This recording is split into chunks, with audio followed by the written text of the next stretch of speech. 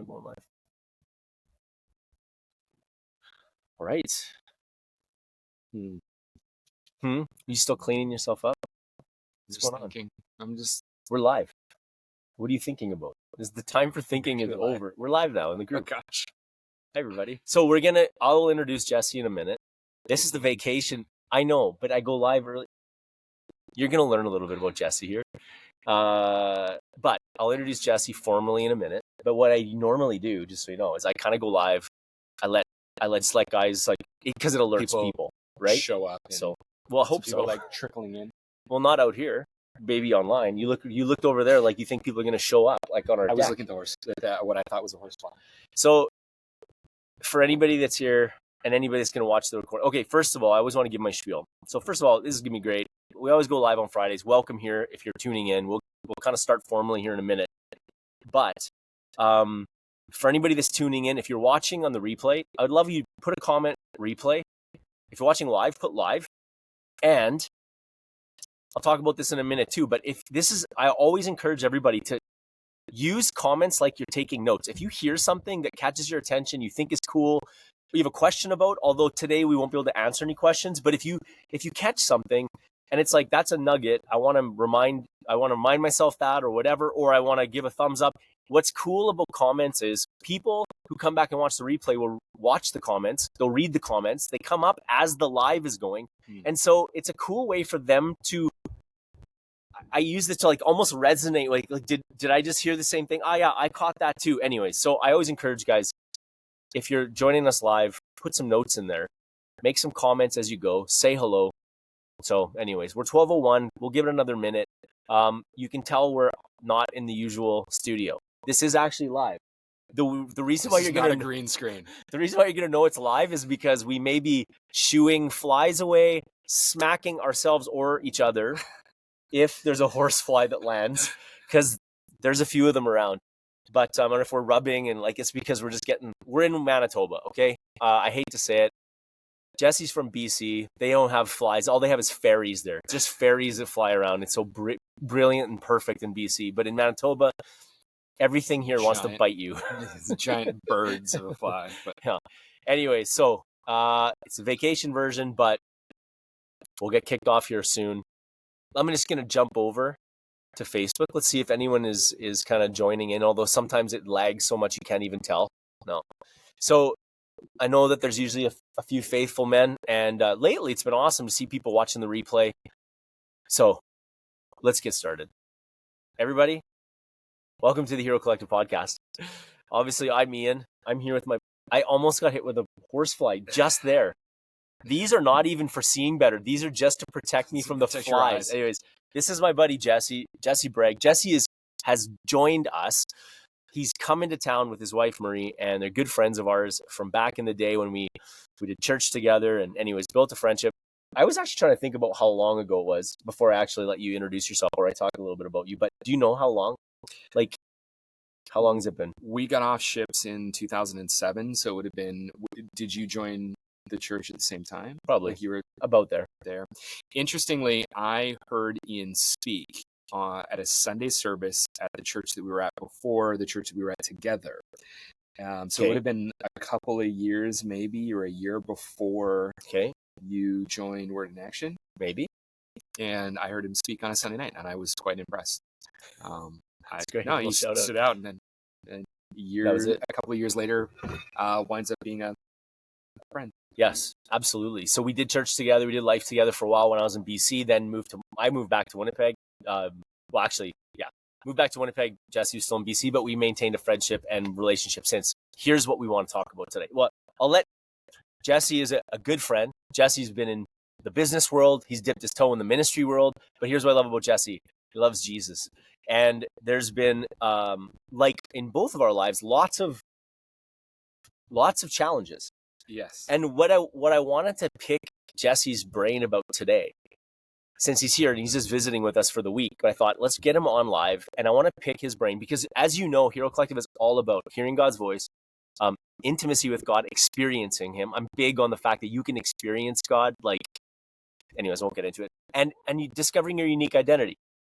Now, Jesse happens to be the guy that introduce me to, you've heard me talk about Jamie Winship. Now, Jamie Winship, Jesse sent me the first ever podcast where Jamie Winship was on. And I'm like, this guy has in way better ways put words to what I've thought my whole life. And that is what made me kind of go down this path of unique identity and got me so fired up. And actually is one of the reasons why Hero Collective even exists, is because I felt like it was so life-changing for me, and it put so much language. Jamie Winship helped put so much language to the importance of unique identity and even hearing God, and just making it super practical, that I thought, I really think we can change the world if more of us just learn to hear God, experience him, and then walk in our unique identity. And that's what Hero Collective is all about. So I don't know if that's given enough of a preface for you, That's but great. I want to jump into how to hear God. And I'll share a little bit from my life too, but we're all about giving guys practical tips and tricks about how to navigate the painful situations in life. So There are so many. There are so many. So we talked a little bit about, you had a lot of the guys in the group. I talked to a lot of guys. A lot of guys are walking through some real significant relationship challenges. That has been something that you've navigated. Yeah. And you have a story of victory through that. Oh, shoot. Yeah. Because he's here with his wife. And that's the same one. It's the same wife. So, Jesse, when you were going through this like incredible challenge with your wife, you shared a list with me today, which I think would be really interesting to go through. But tell me a little bit about how you leaned into God, what it looked like to just, I guess, grow through that trial. Gosh. Well, and I think in that season, it was about focusing on my relationship with God, getting healthy myself, because the reality was, if I don't change, if I don't change, any subsequent relationship is just going to be more of the same. And I think a lot of that is what people think is, if I change the person, it's going to get better. Right. If I change who I'm married to, or, that just didn't work. And the reality is the only reason I stayed married was because I kind of, for the first time, had a high value for the fact that marriage, the only value marriage has is the fact that it's a commitment that you choose. So if it's not if making a commitment to a person out of choice and making that commitment permanent, it's literally the only relationship we have that we choose, but that is to be permanent for life. And if that's not what it's about, then what is it? It really isn't anything. So it was having to go, okay, I'm going to commit to this concept of being married to Marie, kind of whether she responded or not. It was me that needed to change. I was the reason. I was the problem. But I needed to then value and put everything I could into the marriage, whether she ever responded or not to it. And I remember Brad saying to me at one point, it was kind of like, you have to decide where you tap out. Like, is this, you tap out if we get divorced? Right.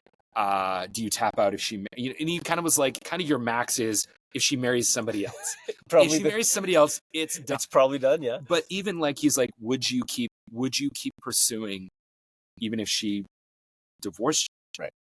And I remember having this thought, I could be happy just letting her, if she just let me love her. She didn't love me back. But I kind of, that was the, I could, because love is really, well, we know love doesn't need to be returned to be content, because God, when love wasn't returned, still loved us. Right. So love can actually be complete monodirectional. Interesting. So you can be completely content loving someone who does not love you back.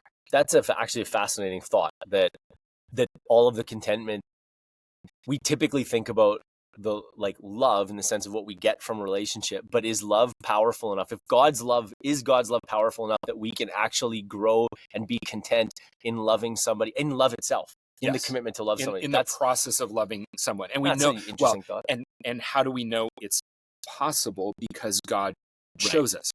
God who created love and who is love has operated that way. And yeah, right. And we know from scripture, like Romans 8 tells us that he actually deposited that same love he shed abroad that love in our hearts. So, okay, so that's all great. And that's wonderful theory. But it's great. It's a place you have to start. And I love that. But like when the rubber hits the road and you're looking at this sort of, I want to say existential threat. I guess it's not necessarily, it's existential to your marriage. Mm-hmm. You're looking at this threat. What I hear from you is like you took sort of radical ownership of the problem being on you. You weren't looking across the aisle, right? Last week we were talking about the blame game, right? When Adam and Eve fell, like what happened, right? It was like the blame game started. It was fear, guilt, shame. Yeah. That's on us. And then we start blaming others, right? So in this instance, it was like, okay, I'm not going to blame. I'm not going to point the finger. What I'm going to do is I'm going to take radical honesty and ownership over this myself. And then what I'm really curious about is, what did that look like? Practically speaking, how did you lean in? How did you grow through that period of pain and hardship yourself? We know that you have a successful marriage now, but what did it look like growing and changing in that environment? I would say, going back, there was a lot of reading, a lot of prayer. It was leaning into my relationship with God in a way that I had not really to date in my life ever. Okay. And I grew up a ton. In like 3 months, I feel like I grew more than I had in a decade. Okay, so what was it? What did you do? What did you do differently then that you hadn't done even though you were a Christian? I just spent time reading and praying, and I was alone a lot. Okay. I was alone a lot, so I was not so much distracted with conversations with other people. And I would say still, I'm probably something that I could use to be alone with God more.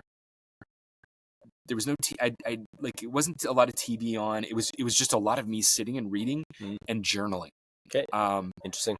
Stuff that I could use to do a lot more of now, that like really it was a time, because I think in those conversations, well, there's a lot of, take a Jamie Winship phrase, truth telling. Right. I wrote a lot about where I was at. There was a lot of confession going on. Right. I also interestingly identified a lot of lies. Okay. Yep. And I had these Post-it notes on the wall where I would kind of work backwards from feelings, and I actually went looking for the root of those feelings. Okay, this is how I'm operating. I'm reacting this way, or I'm feeling this way. Where do those come from? And I had these Post-it notes that I would just kind of trace them back. And some of them were like, I had a friend stay over, and he walked into the room, my office, and he's like, what is this roadmap? He's reading this stuff, and he's like, wow, like, this is some serious deep work.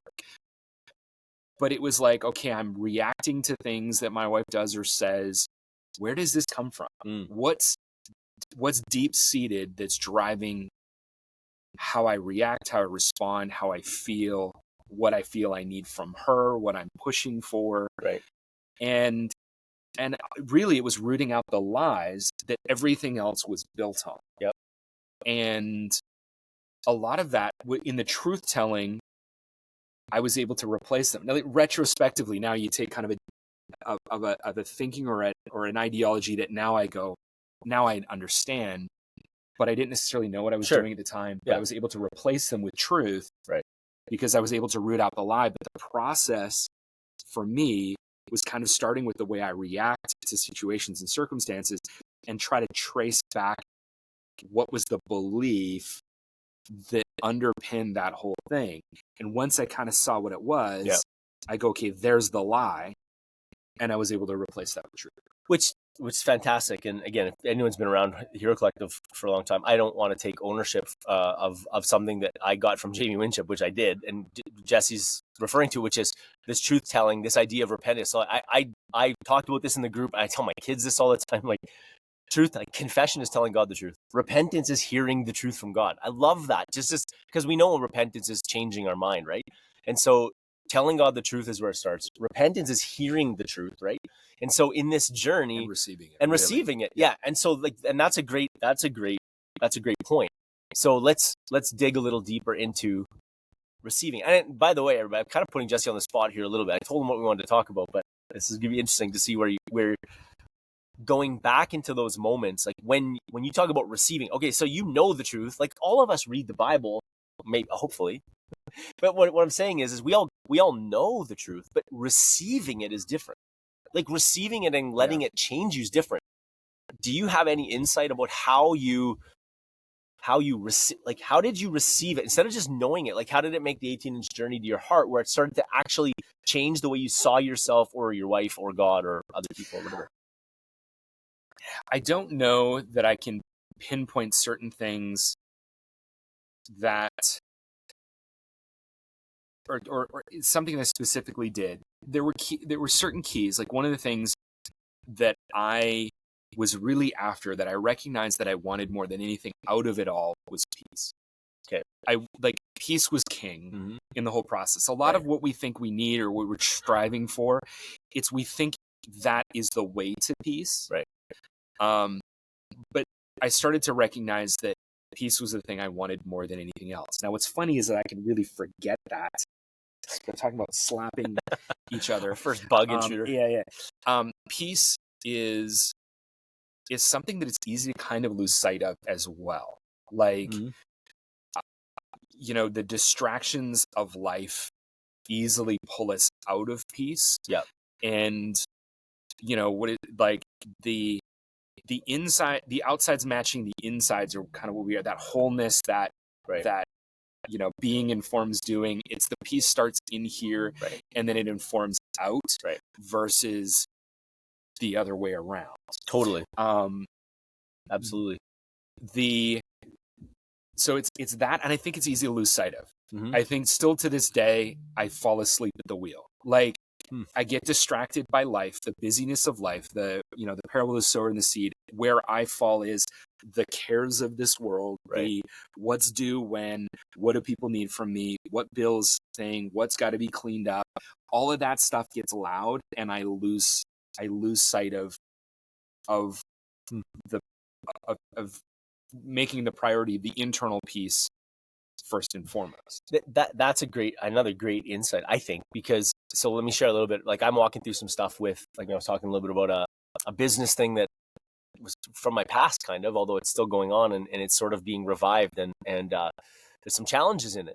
And this morning I got up and, I get up in the morning, anybody can relate. Like I wake up in the morning and all of a sudden, like going on in my mind right now is like, or in the morning is like conversations I had yesterday and now what, and all this kind of stuff. It was just so similar to what I've walked through before. And so what I did is I got up, and when we talk about journaling, right, I realized I have some conversations I need to have, but I realized if I have them like I'm feeling right now, what I'm going to say, what I'm going to do is, because there's anxiety, there's anxiousness, right?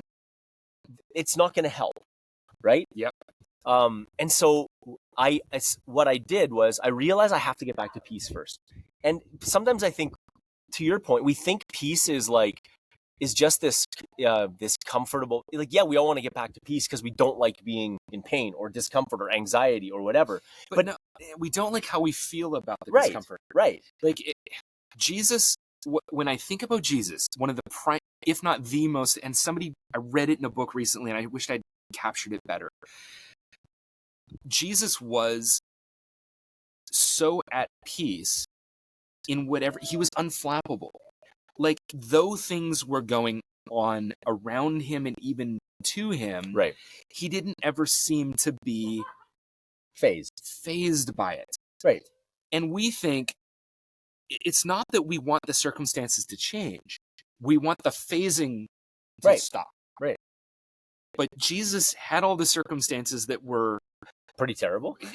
But there was a lot of commotion, a lot of tension, whatever, but it just didn't work its way internally to disrupt the internal state. Right. And that's really what we want. Ultimately, we want the pain to go away. Sure. But to some extent, would it matter if the people that sit out in the cold and the Wim Hof guy, he could sit in the Arctic and he's not cold. The cold is there, but he's not feeling. He's not yielding to the cold. But so we think, we want the cold. We need warmth, but really we just need to not be impacted by it. And so it's Sure. kind of like, how do we get this unfazable internal Right. condition? Right. And that's the thing. It's like we just kind of got to stop looking at what needs to change outside of me. Right. And go internally. Right. Totally. And exactly. Because ultimately, yeah, it's not seeing peace as the ultimate at the end. It's actually seeing peace as a beginning to then grow. Because to me, what I do is that when I can get back to peace, and I did this morning, I journaled. So I did something very similar to you, right? I journaled. Why do we journal? Why do we put Post-it notes on the wall? If you don't do this, I'm just encouraging you. I need to do it more. Process. Because when you process, you get to the root of things. You can ask yourself questions about why you're feeling the way you are. And with radical honesty, starting with truth telling, journaling helps you to get to that place where you recognize thoughts that they're easy to miss. So I use an example. I don't know how to use an example of what I'm going through and try to explain this, but basically I was feeling this sort of anxiousness around stuff. And what my response was like, I wanted to deal with the situation and have these conversations.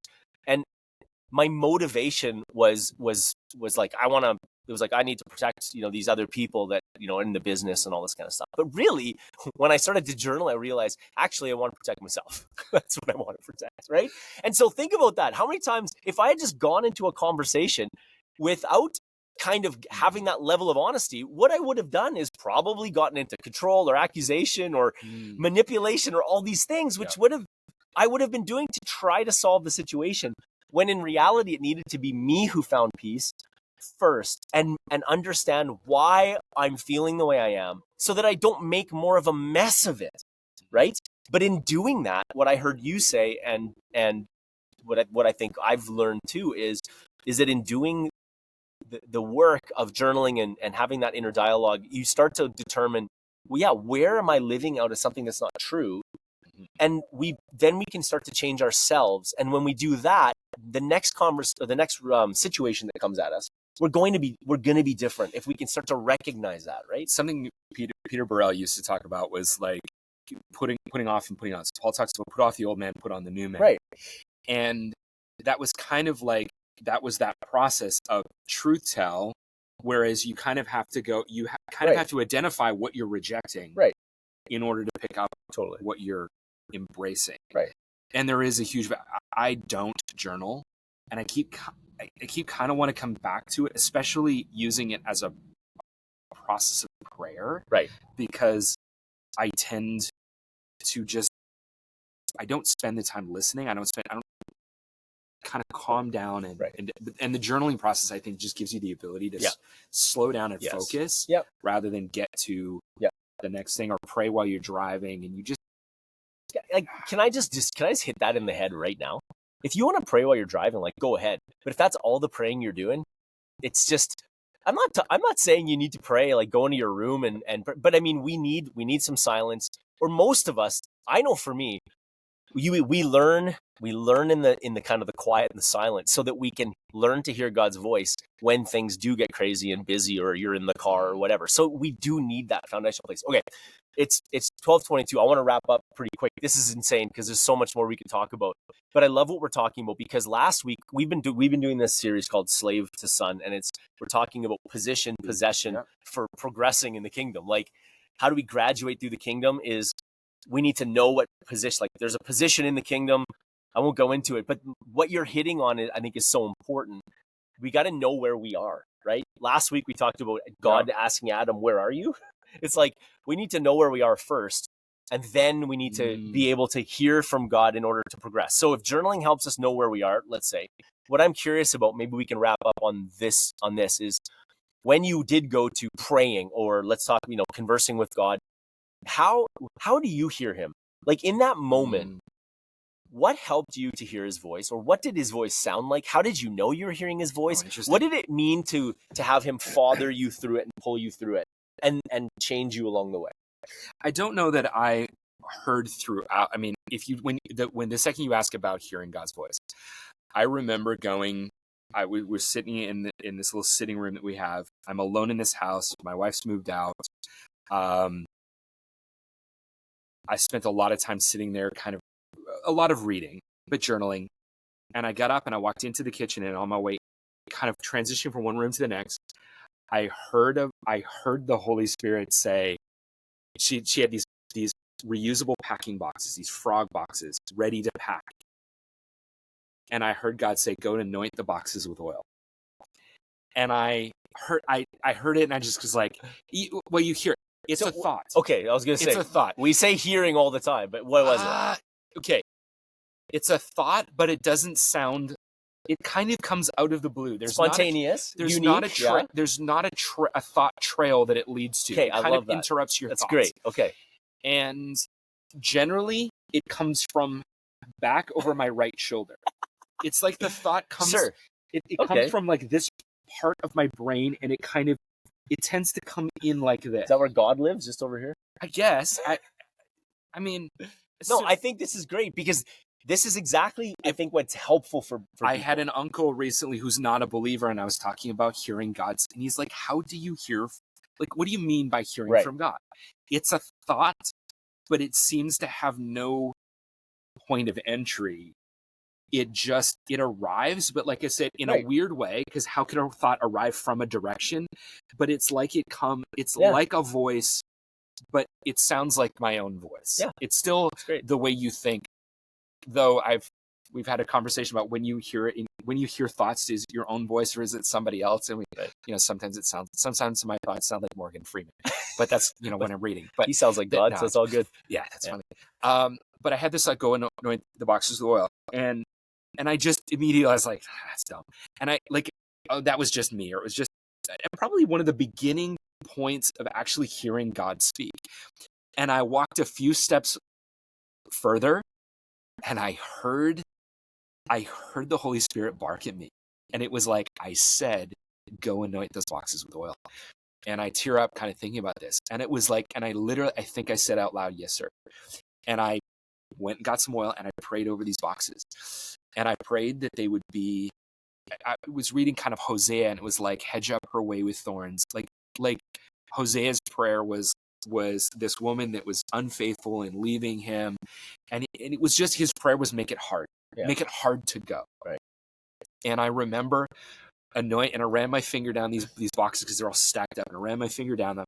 And I prayed that these boxes would be heavy as lead and hard to pack. Right. And we went that day to this conference. I was at a conference that day, and Marie said, if I could get enough packing done that day, I'll go. And that night we came back, and she was packing those boxes. And I remember walking by the closed door, and I could hear her crying while she was packing. And I went back to that moment, which was maybe like a week before that I did this. Yeah. And I remember smiling, just kind of going, wow, like it felt like it was working. And I mean, ultimately I had to trust, and my prayer through that season was, I had to trust that she had to make her own choice to stay. Yeah. And I remember her saying to me, why won't you just let me go? Yeah. And I'm like, if I just go, okay, fine, this thing's busted anyway, so go. Then what value does marriage have if I'm willing to stop? Right. And I think I had to come face to face with that to go, there, it doesn't stop, or what's the point? Right. But it was the hearing God in that moment that was kind of my first actual real recollection, I think, of ever hearing God speak. Wow. And just this last week, my mom called me. I think she was having a stroke, but initially she calls me, and all she could say was, I don't know. No hello, no nothing. It was just, I don't know. And this is happening on the phone. And I heard the Lord say, don't dismiss this. And I actually kept her talking, and I pulled up something to record, because I'm like, we're going to need this. But I went back to that. The Lord said, there's something here. Right. Don't brush it off. And we ended up getting some medical attention over it. But that same way of hearing still persists. But I think that was kind of the initial moment, was in that season. I love that. I think this is a perfect place to land. I mean, there's so much more we could talk about, but I think we'll land there. I was going to see if you wanted to kind of read your list out, but I know when I read it, it really just talked about like extreme ownership, right? The single thing that I took from that list most was to, no matter what Marie said, not to defend or express my own opinion. It didn't matter. It wasn't the time for that. Right. And I had to for that season, just let what she felt and had experienced be heard and validated. And even still to this day, we had an argument a couple weeks ago, and they happen so infrequently. Right. And she was like, you could just say, you're wrong. I actually didn't think I was wrong. So that's why it was just like, but defending my position in that situation was just like, right.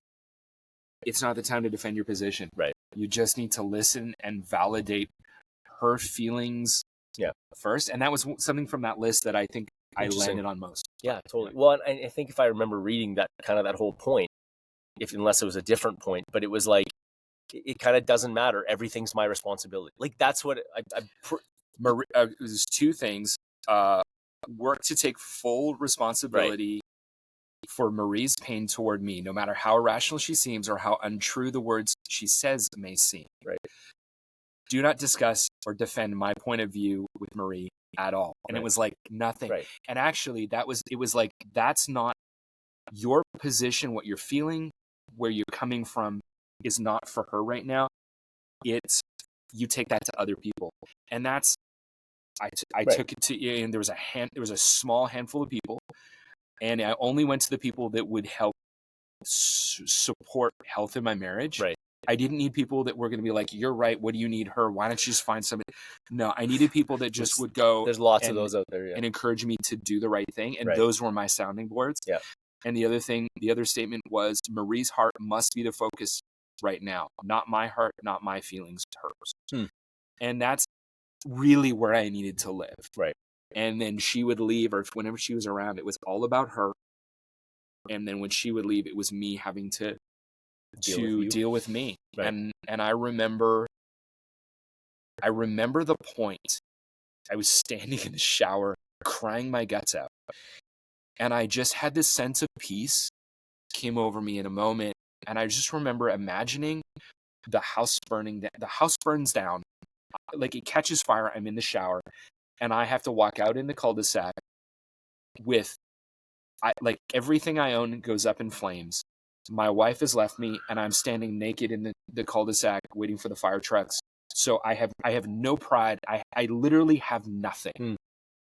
And I just remember having this overwhelming sense that I would be okay, that God was enough in that moment. Yeah. And I feel like from that moment, real growth began. And that came after the hearing from God moment. Like, there was growth happening, but I kind of reached this point that was like, if I have nothing and not even any pride, like, I have no self-respect whatsoever. Everybody knows of my complete marital failure. I'll be okay. God's got me. Yeah. And I felt from that point, that abundance of grace for me was kind of the point where then real growth began. Yep. And we were able to reconcile from that place, because Marie came back to somebody who was kind of okay if she was going to be okay if she didn't. That's such a great point. But not because I'd checked out, but because, and I was giving everything I could in her direction. But if she didn't respond, I was going to be okay. You were going to be okay. Crazy. Yeah. Love it. That's that. That is raw. That's real. That is, and I hope that what you heard in that is some practical stuff about what to do if you're walking through that kind of situation, or any situation. I mean, it doesn't have to be that dire, that drastic. When we talk about this a lot, when we feel we've got this overwhelming kind of a situation in our life where we're walking in sadness or depression or anxiety or something, that those are just signposts to help you to dig in with the Lord. I always talk about using your emotions as a springboard to get into His presence, and to do the hard yards, to discover what the lies are that are driving it, and to get to the place where you hear truth from God and you realize that He's enough, and He's changing you in the process, right? And there's a ton of opportunity to take my own advice in this. I look at things even the last. It's been an extraordinarily challenging work season, and feeling a bit like a failure, and kind of going, back to going, okay, but a lot of these feelings are stemming from Right. less. Yeah. And so Yeah. I could use to repeat the process. And we do. Yeah. Over and over and over. So you don't graduate, but you get better, right? And so anyways, this has been amazing. Thank you so much for sharing vulnerably and doing that, letting me put you on the spot. I hope it's been a benefit to everybody that's watching, anybody that's listening. So we'll leave it there. If you're watching, thanks for being a part of Hero Collective. If you're listening, we're on Facebook. A bunch of guys who just love God are looking to just grow in a relationship with Him. It's called Hero Collective. It's at Facebook. And until next time, everybody have a great weekend, and we'll talk again soon. Thank you, Jesse. You're welcome. See you later, everybody. Bye-bye. Bye.